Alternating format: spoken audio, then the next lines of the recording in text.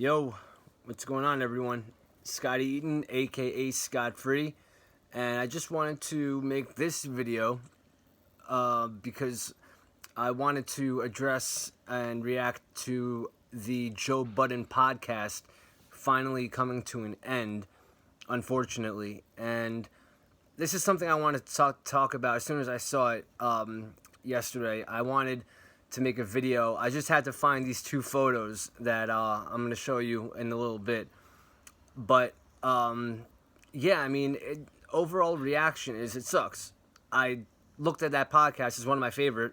I watched it I would binge. I would sometimes fall off a few weeks and binge, but I always watched it. Always loved it. All the perspectives, their conversations, the funny stuff, the jokes, the stories, and, you know, sleepers, everything. It was a great podcast, obviously, you know, considering how long it lasted and how successful it became.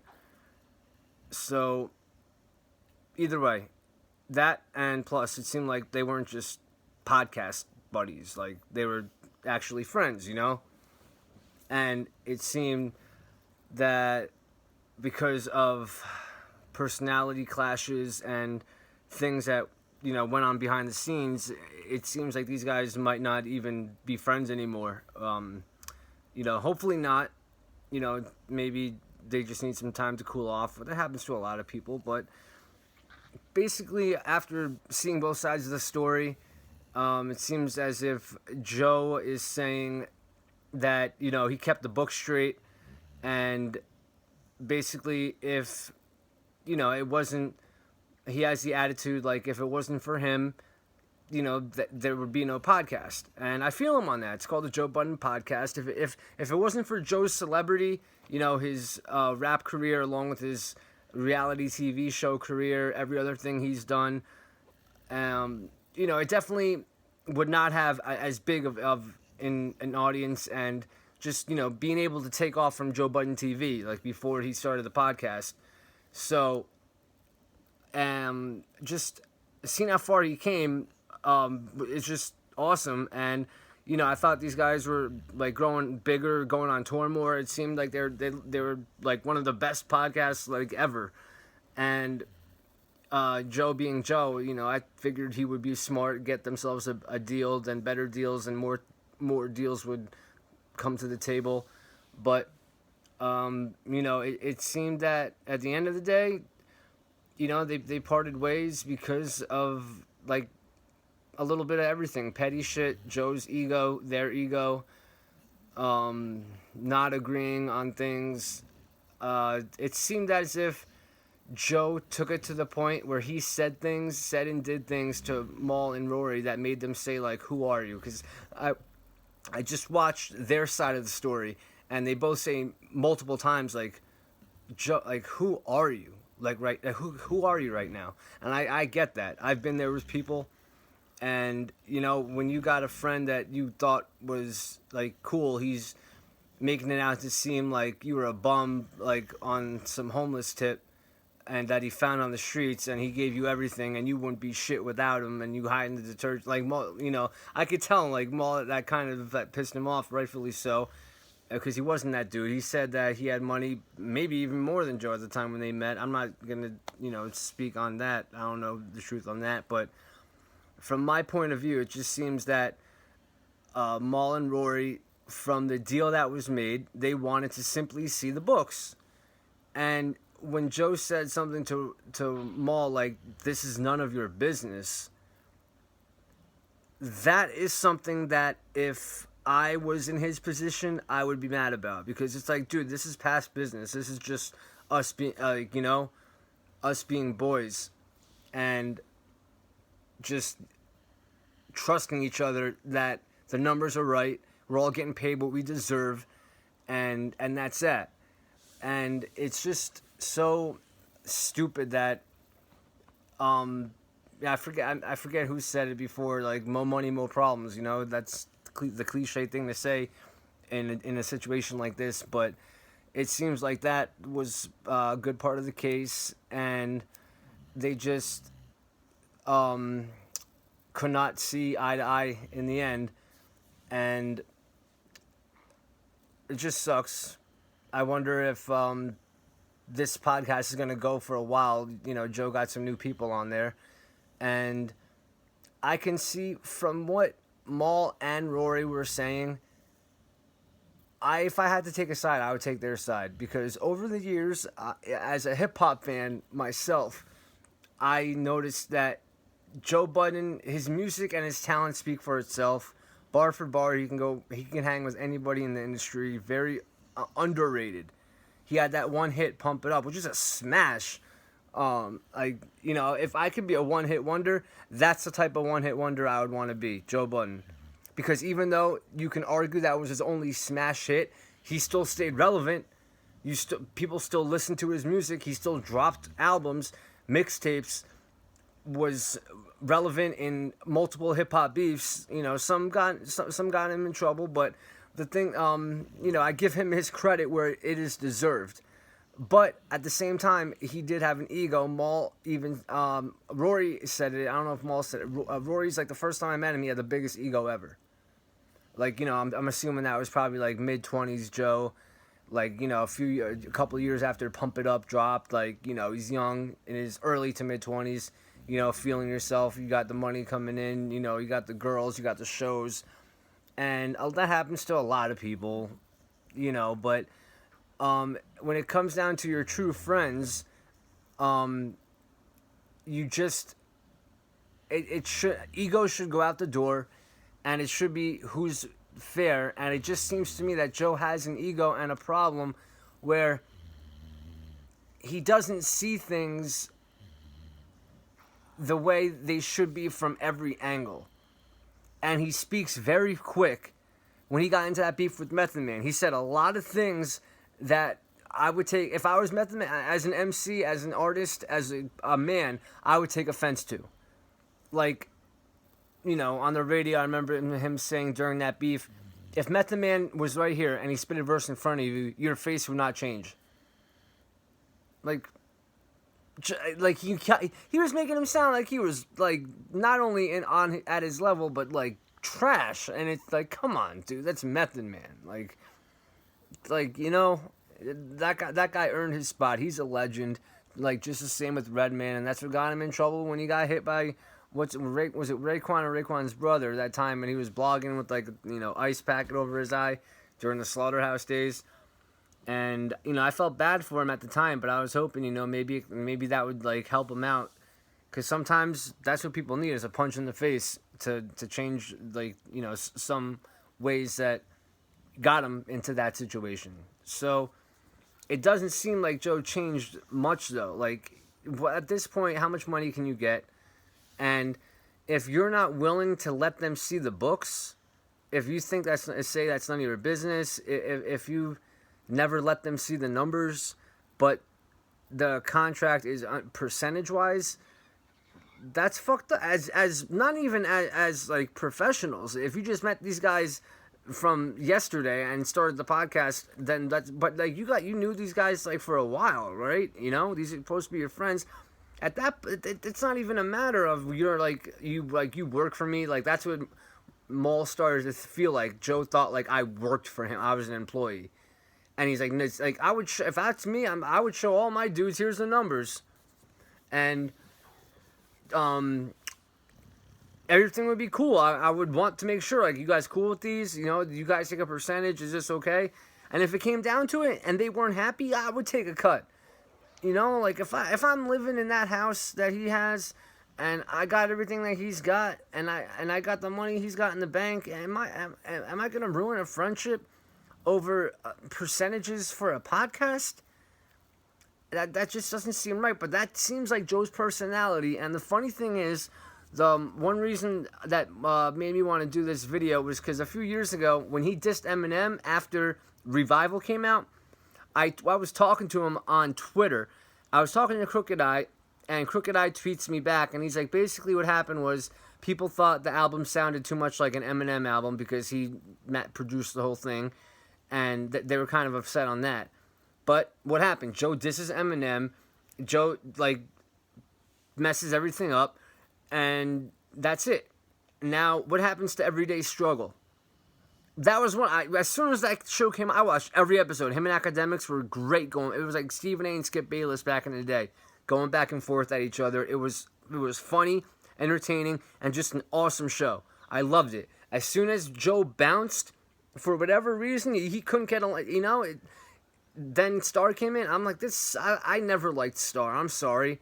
If you're a Star fan, I never liked the guy. He seemed just like a weirdo, like kind of this douchebag type guy. And from the first episode, that was awkward as hell, saying things like, Academics, you want to fuck Lil Pump, or you want Lil Pump to fuck you? Like, the way he's saying it was like, yo, like you trying to, like, shoot the fate, like, you trying to fight right now, And it lasted for as long as it did. Then they replaced him with that other guy. I watched a couple episodes. I don't watch it anymore. I don't watch it anymore. It's, it's not the same. And Joe knows this. Joe is smart, and he knows that he can make things work if he wants to. But again, it's his ego, and there's certain people, like, for example, you can say, if you ever saw The Wire, and Maul, if you ever, I don't know how the fuck with this show Snowfall, I don't know what the fuck you're talking about, that it's better than The Wire. It's not even close. Like, and your opinion on hip-hop, like, Rick Ross is better than 50. Like, if I would love to debate you, but like I said, you seem just like a cool person. As a person, I got no beef with you. But some of your opinions, I would love to debate you. If you ever see this, that'd be awesome. But after a while, you start to notice what Joe does. And if you ever watch The Wire, it's McNulty, the lead detective, is a mess. Alcoholic, cheats on his wife, doesn't really take care of his kids that great, misses practice sometimes, like soccer practice, misses games, but he's the best cop ever.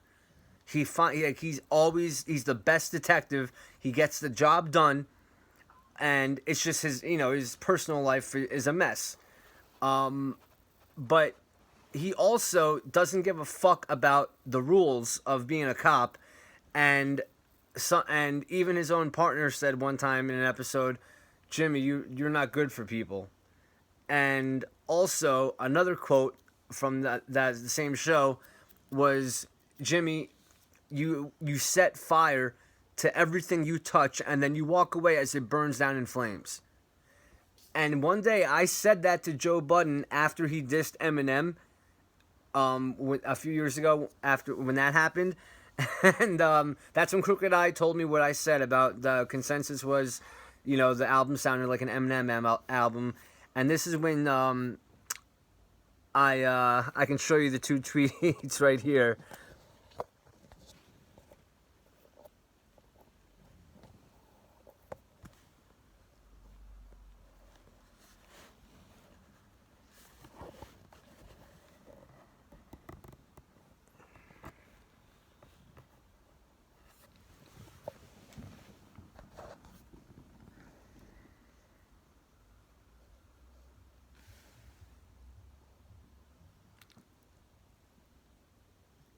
And Joe's like, Crook really likes him, ha ha ha. So, he explained that to me, and then I told him exactly what I just said. I said, Joe, you go into good situations, you fuck them up, you set it on fire, and you walk away as it burns to the ground, and then you blame other people. And what did Joe do? He just retweeted me with a fire emoji. I had this on my saved highlights on Instagram. So as soon as I saw what happened with the podcast, I wanted to do something and just show what happened on Twitter a few years ago. But did I not predict that though? I told him that day that you just do that exact thing. You build something good, you have it going for a little bit, and then it's like you just soak it in gasoline and light a match, throw the match, light a cigarette, and then walk away as it's burning. That's what it seems like you do to almost everything that you touch, literally. You ask the guys in Slaughterhouse, and like, do or die question with a gun to their head. What was the reason, or out of everybody, who was the reason Slaughterhouse is no more? They're all going to say Joe. They all will. Why was Everyday Struggle not the same after? But what happened? Joe left. Why did Joe leave?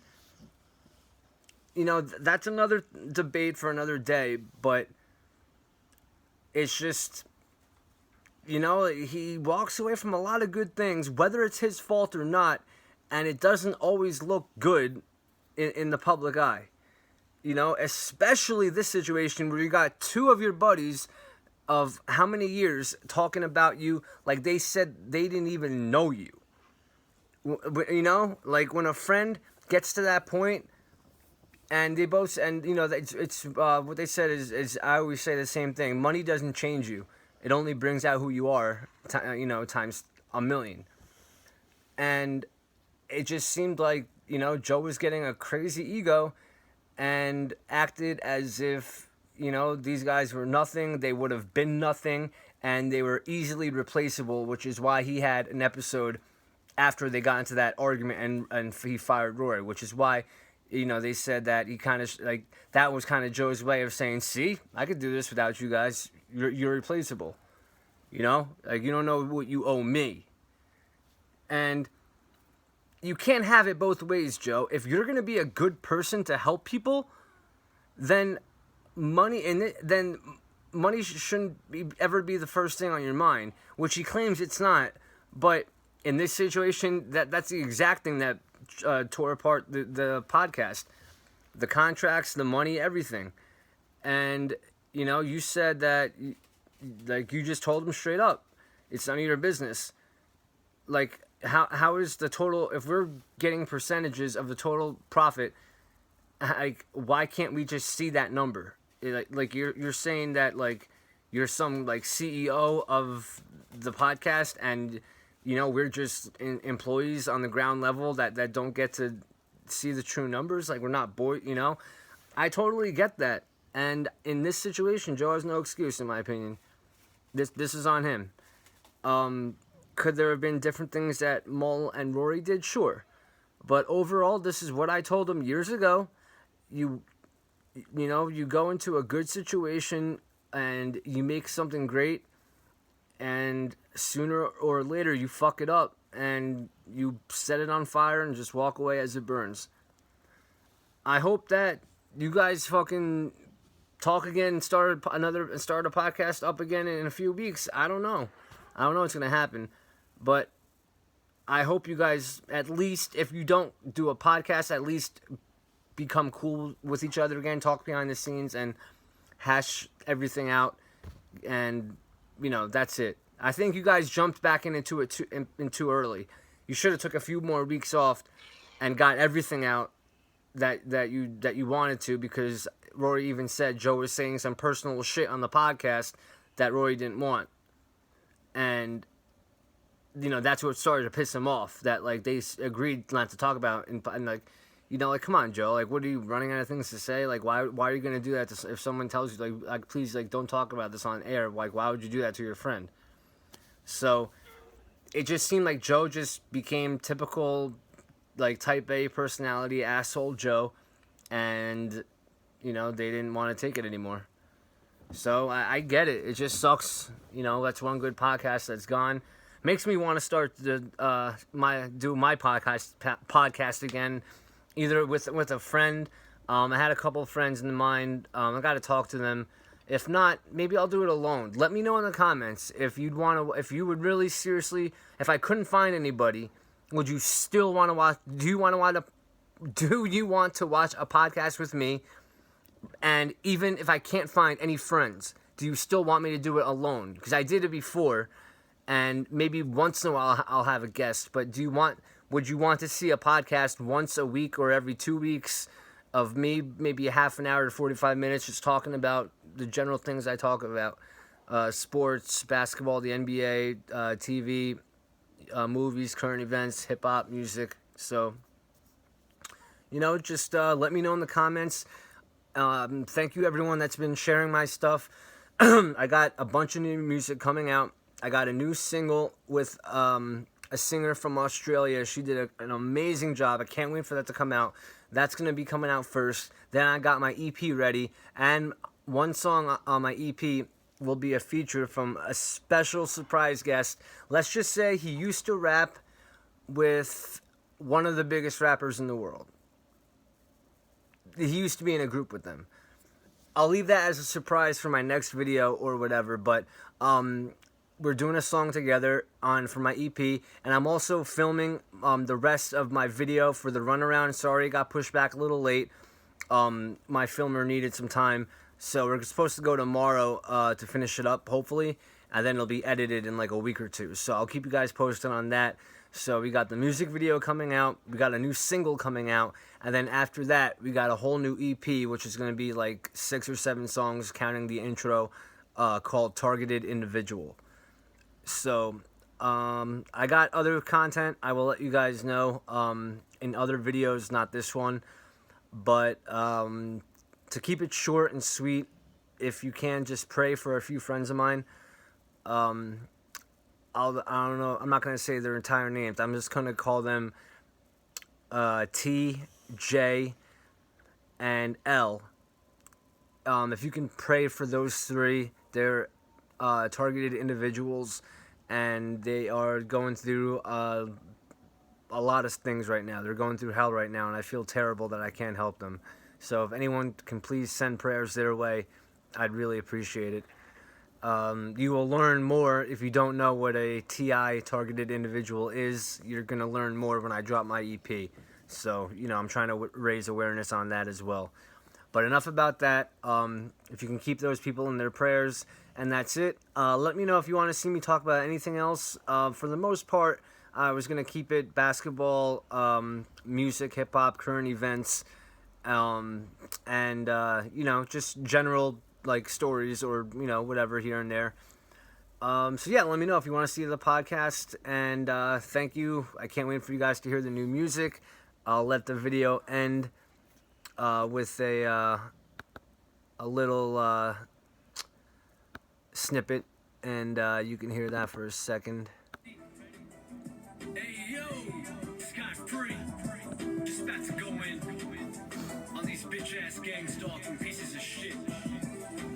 What do you want, a grave or a cell? You try to play God, it won't end well. You won't believe lies you learn to tell. I guess you can't wait to burn in hell. I'm a fucking legend, these motherfuckers are peasants. They be sweating me on my dick all over it every second. A blade in your neck, snitch, that's what you get for squealing. My dick in your heart, bitch, so fuck you and your feelings. You're a shot fucking, you start ducking at deer in headlights. Where the fuck you going? Your heart showing, you fear you're dead, right? Crazy like a lady who may be in her Mercedes with her baby in the backseat while speeding right through a red light. On my dick 24/7, can't mind your fucking business. Your obsession with me is crazy. I swear you fags are bitches. You ain't got no money, you bum me. That's rags without the riches. Paramedics pick up your body, toe tagging all you bitches. It's so pathetic, I said it. Watching your lights get shut off, begging me for favors. You fake motherfuckers get cut off. Go to jail, try to hide, see me up in the prison, slicing and slicing your face and cutting with precision. What do you want, a grave or a cell? You try to play God, it won't end well. You won't believe lies you learn to tell. I guess you can't wait to burn in hell. What do you want, a grave or a cell? You try to play God, it won't end well. You won't believe lies you learn to tell. I guess you can't wait to burn in hell. I rolled up to you. Alright, that's it. That's it for now. Please like, share, and subscribe. Hit the notification button. I got more stuff on the way. And yeah, please, like I said in the comments, let me know everything. Let me know your thoughts about the situation with the podcast if you want, or thoughts on my new music, if I should do a podcast myself. Anything that you want to say at all, I appreciate you, you know, just watching. So thank you very much. Please comment, share, like, and subscribe. And thank you. It means everything to me. So I got a lot of new stuff coming very soon. I'll keep you all posted. Until then, I will talk to you guys later. This is Scott Free, signing off. Peace.